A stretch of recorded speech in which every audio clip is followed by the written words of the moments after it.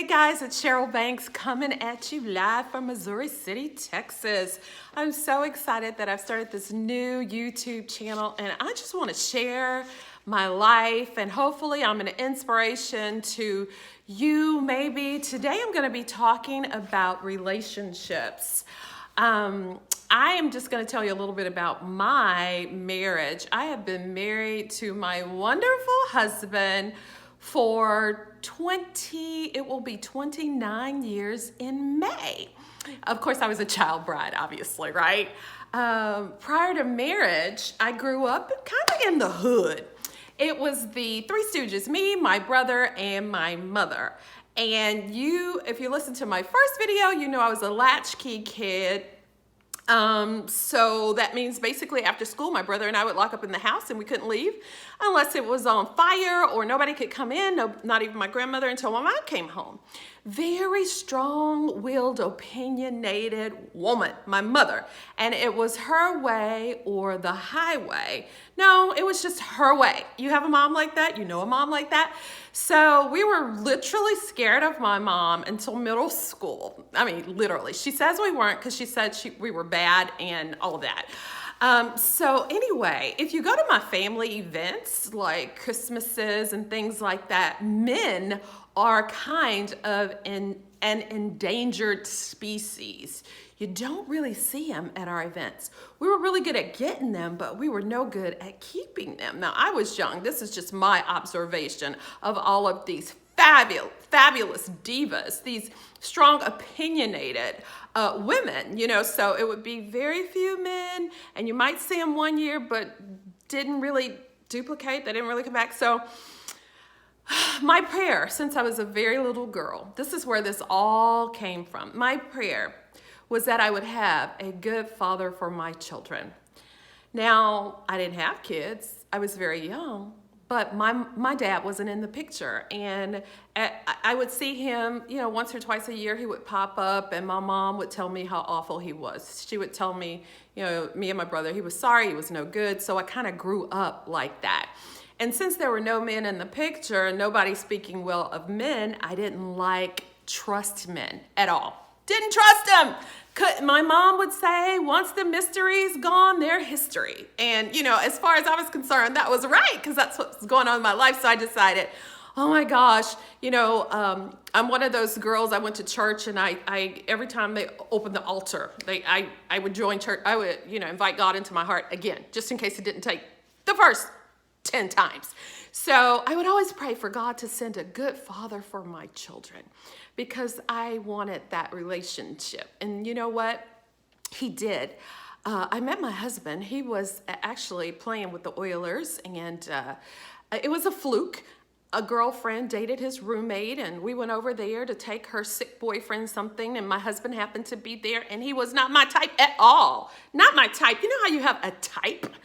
And it's so funny because he said the day he met me, he knew he was going to marry me. Isn't it crazy that we get these total opposite messages? It didn't help that he actually lost my phone number, okay? So anyway, fast forward, I've been married almost 29 years. I have 2 children. My daughter is 24. She just got her master's degree. She's got her first job. She has her own health insurance. I mean, she's living her best life. She has a boyfriend, a first ever person that she ever brought to the house and actually called a boyfriend. And of course, my son, he's in college. He's a football player at a college. And so he has a girlfriend and he's coming home tomorrow for the holidays. I'm so excited. So you guys, all of this excitement and all of this wonderful things that are going on in my life is happening because of some changes in me. If it were not for my relationship with God, if it were not for me working on myself over the years, I would have been divorced 20 times already. And so for those of you who get where I came from, the strong-willed women, no men around, very negative talk, you didn't trust men. My husband actually had to tell me before we ever got married, we were dating, you're going to have to learn to trust me. And sometimes, God's giving you what you've been praying for, but you're like, I don't trust it. But anyway, so I'm coming to you with, I think, 12 tips on how to have a successful relationship, whether you're just boyfriend and girlfriend or you're married. So number 12 is going to be, and I wrote it down, you know what you have. So when you're dating or deciding to date, marry someone who is on the same page as you. Marry someone who treats you well. Marry someone who says what they do and they do what they say. It's not hard if he's not doing what he said. If you can't count on him, do you really want him to be the father of your children? Yeah, it's that deep. And I got to give it to my mom. One thing she always told me, and this was her BC, before Christ. If you don't marry a loser, if you don't date a loser, you won't marry a loser. And when I say loser, I mean somebody that is selfish. They're not looking out for your best interest. You can't count on them. They're a womanizer. Why? Okay, so you got to look deeper than what you can see, okay? Do they treat you well? Are they nice to you? Do they put you first sometimes, okay? So that's who you want to marry. And then when you do pick these guys who are not nice, not good to you, these people you think you would change, or women for that matter, don't be surprised when the snake is being a snake, right? It's nobody's fault. It just is what it is. So that's number 12. Marry someone on the same page as you, right? Like my husband. Oftentimes I will make decisions without him. I don't even ask him because I know it's not going to be a big deal because he's on the same page as me. Some women have to ask their husband every single move they make because he just thinks differently. He's controlling and so on and so forth. Do you know that 1 out of every 4 women is suffering abuse? That is crazy. So if it's not you, it's probably one of your 3 other friends. Think about that. The 11th tip that I can give you is forgive. Ooh, and sometimes that can be so hard, but I heard it this way. Unforgiveness does more damage in the object stored than on the object poured. So it's only hurting you. You don't have to tell people you're forgiving them, but you got to figure out how to forgive and move on. And some people hurt you so deeply, but you really have to just pray for them and you have to kind of move on. And it might take a while, but if you keep sending good vibes their way, praying for them, guess what? You will no longer hate them and eventually you will be able to move on, okay? I'm going to give you a 10B because this is not in here, but I want, when you come across a good guy or a good girl, don't make them pay for mistakes of the past relationship you've been in. Give them the benefit of the doubt. You know what I mean? Does that make sense? I hope so. Okay, so number 10, give. Go all out for this person. Be nice to this person. And when I say give, time, thought, attention, I'm not talking about money and things like that. But when you're really nice to a person, when the guy opens the door or the girl, does something nice, guess what? They do it back. It's kind of a law of the universe. Give out what you want more of. If you have a good person and things are going to happen, you're human. Don't keep score. Don't keep score. Don't be childish. As my son would say, Mom, you're so childish. Don't be childish. Don't keep score. Number 9, apologize and do it often. Is it really important? I remember my husband really, really ticking me off about something and I was just mad, and he's not the type that's gonna fight back and forth with me, and he just flat out asked me, is this a deal breaker? What, can we get divorced over this? And I'm like, no. And he's like, oh, okay, well, I'm out. We're on the same page. He's crazy, just like me. And it's crazy. So apologize often and let it go. Let it go. Think about it in the grand scheme of things. Is it really that important? Okay, sometimes you'll just let that person be right. I just do that because if it doesn't matter, it doesn't matter. I know who I am, okay? Number 8 would be, this could have been number 1. This is huge. Are you ready for number 8? Number 8, everything does not have to be responded to. You don't have to respond to everything. For instance, when we first got together, still today, my husband is a morning person. I mean, when I tell you he's a morning person, he wakes up opening the windows. He wants to solve world problems. He has 20 questions. And I basically have really thought about slitting his throat, but you can't do that, right?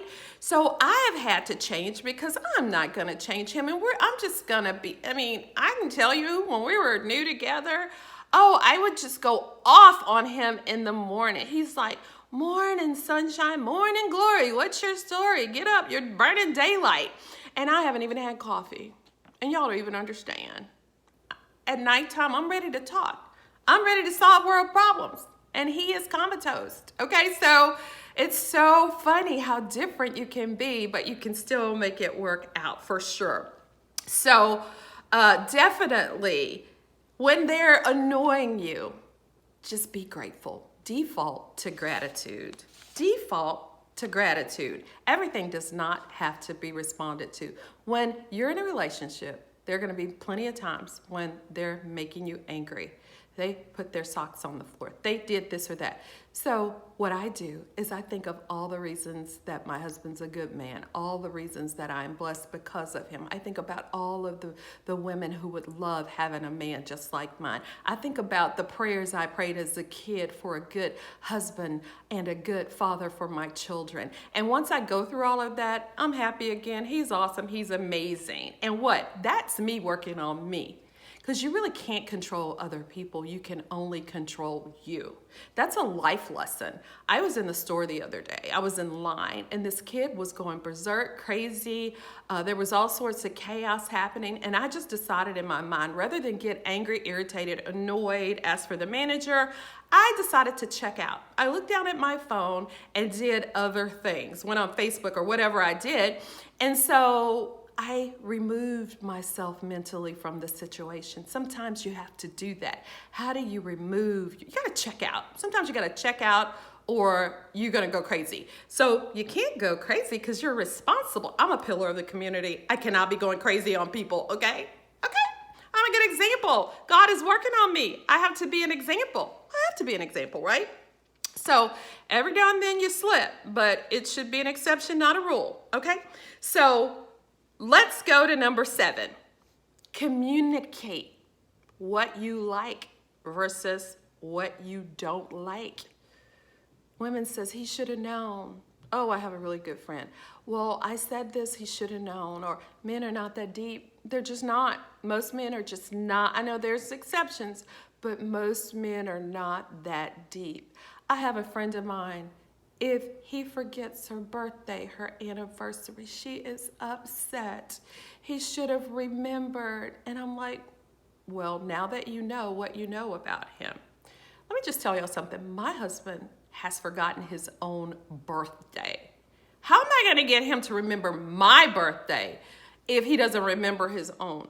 I know, my family, my kids, I have warning signs out, and every day, every week leading up to my birthday coming, my birthday's Friday. I'm so excited, it's my birthday month, it's my birthday. So everybody knows when it's my birthday. I'm happy, they're happy, because if they forget my birthday, I'm not gonna be happy, and if I'm not happy, nobody's gonna be happy on my birthday, right? So guys, communicate, let them know what's up, let them know what you're into. Let them know what makes you happy, and you have more of a chance of getting that and being happy. All right? All right. So I talked about communicate what you like versus what you don't like. Okay. Number 6, acknowledge his feelings before you change his or her perspective. Meaning, and me and my daughter, we just had this conversation. She says that she was talking to her boyfriend, and he was telling her about an issue, and she was telling him, well, maybe this, and It probably this instead of acknowledging, yes, I understand. I would have been mad too. So validating the person's feeling. This is just in communication, not just in relationships. When somebody's talking to you and they're sharing with you how they were upset about something, show compassion, empathize with them, let them know that you understand before you tell them, maybe they were thinking this or maybe this or that. That is so important. Hope you're writing down and thinking about these things, okay? Number 5, in building and having and maintaining and growing a successful relationship.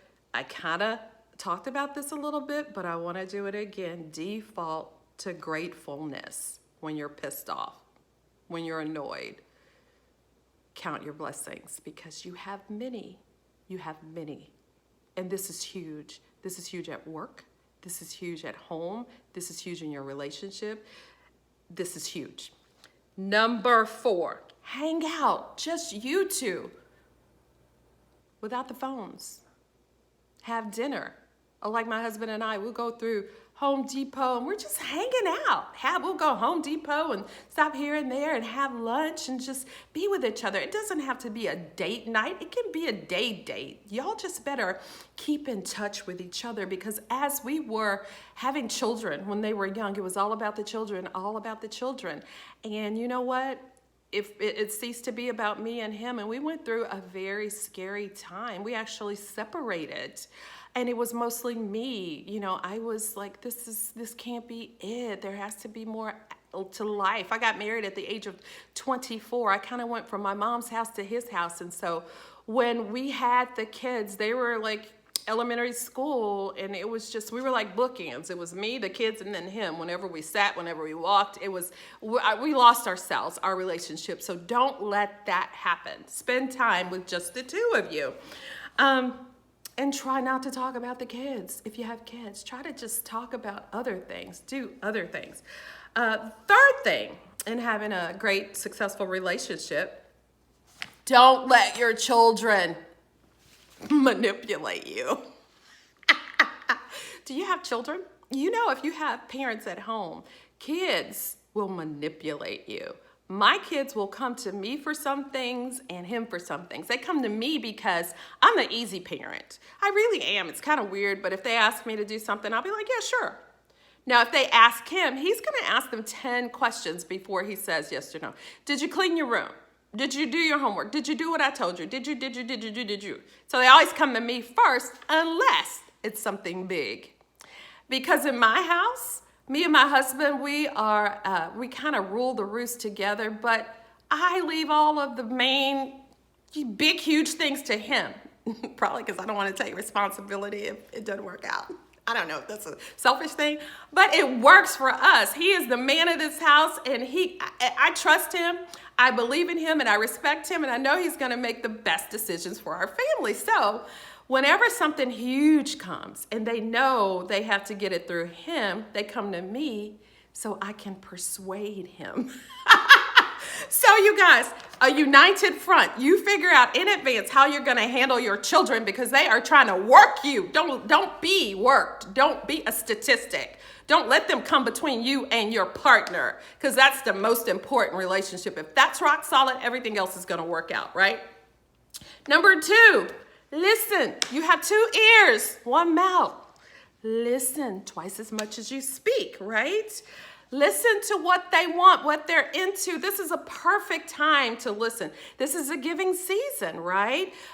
Christ died for us, gave his life for us. We exchanged gifts in celebration of the season. So you're going to be exchanging gifts. Listen to what they want, what they've been telling you. Don't just go and get them what you would want, things like that. I had a birthday breakdown because I wanted a certain gift for my birthday, and I pretty much told a couple of people that buy for me, my daughter and my husband, straight out what I wanted. And so my birthday came, although they gave me really nice gifts, it was not what I wanted. And I had a meltdown.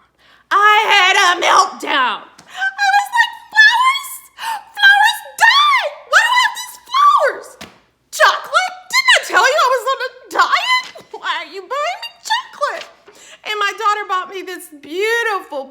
beautiful, one of my favorite perfumes ever, Coco Chanel, very expensive. And I had a bottle she had just bought me on the last holiday. And I was like, nobody listens to me. Nobody listens to me.